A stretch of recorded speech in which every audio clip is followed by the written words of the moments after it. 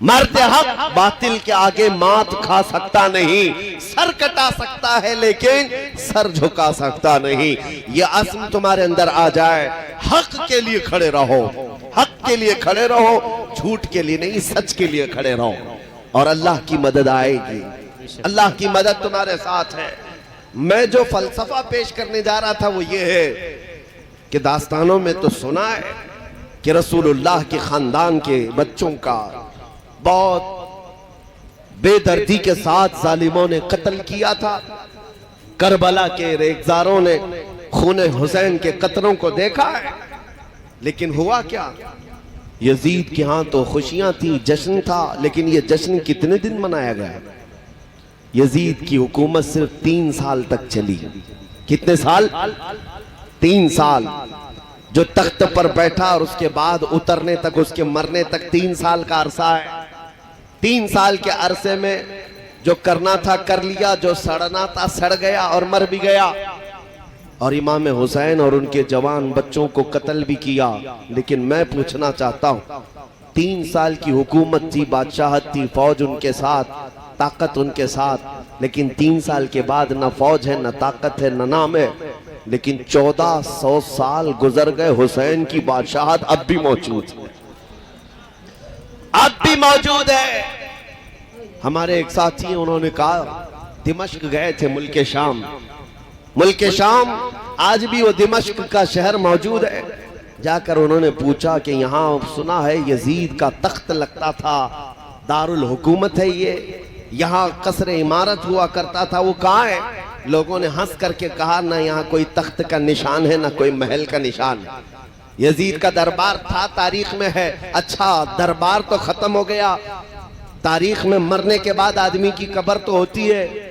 وہاں کے مقامی لوگوں نے کہا، ایک جگہ لے جا کر کہا یہ جہاں دمشق کا پورا کچرا ڈم کرنے کے لیے آتا ہے، جہاں پورا کوڑا کرکٹ لا کر ڈالا جاتا ہے، اس کوڑے کرکٹ کے بیچ میں کہیں اس کی قبر بھی کھو گئی، ختم ہو گئی۔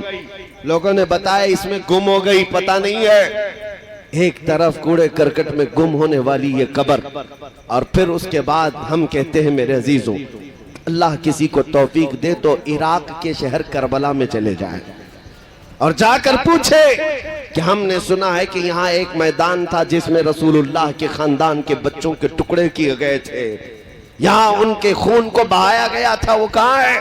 لے جا کر لوگ تمہیں کھڑا کر دیں گے، میاں یہاں کوئی میدان اب باقی نہیں ہے، یہاں تو لہلہاتا ہوا ایک ایسا چمنستان ہے، بلکہ دنیا کے عظیم شہروں میں ایک شہر بن گیا ہے کربلا۔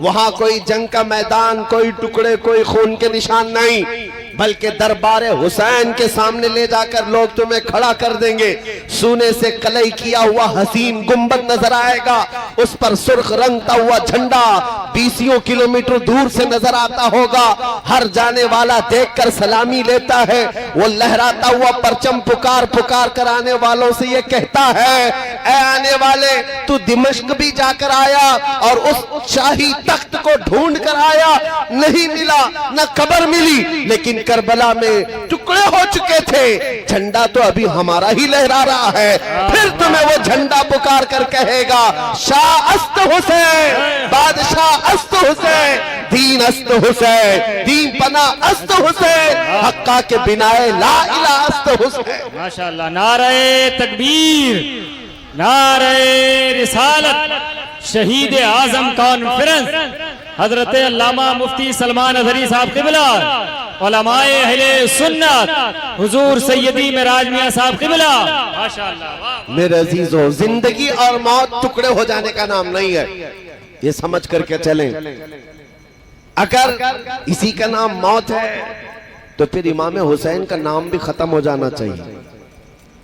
موت اس کا، ہاں ٹھیک ہے، اعضاء سے روح نکل گئی، موت کا حکم تو ہے، لیکن یہ جو مجموع میں اتنا زندہ ہے، اتنا زندہ ہے کہ نام اگر ان کا لے لیا جائے تو بجھے ہوئے دلوں میں زندگی آ جائے، مرجھائے ہوئے دلوں میں زندگی آ جائے۔ قرآن کا ایک فلسفہ میں تمہیں سمجھاتا ہوں، میں نے وہی آیت پڑھی ہوئی ہے، اللہ قرآن میں فرماتا ہے، 2 آیتیں پڑھتا ہوں، ایک ہے اِنَّكَ لَا تُسْمِعُ الْمَوْتَى وَلَا تُسْمِعُ الصُّمَّ الدُّعَاء، مکہ کے جو کفار و مشرکین تھے دشمنان رسول، ان کے بارے میں قرآن کہتا ہے اے رسول یہ مردہ ہیں، آپ انہیں کچھ سنا نہیں سکتے۔ یہ کس کے بارے میں؟ ابو جہل ہے، عتبہ ہے، شیبہ، ابو لہب ہے، یہ وہ دشمنان رسول، دشمنان اسلام، ان کے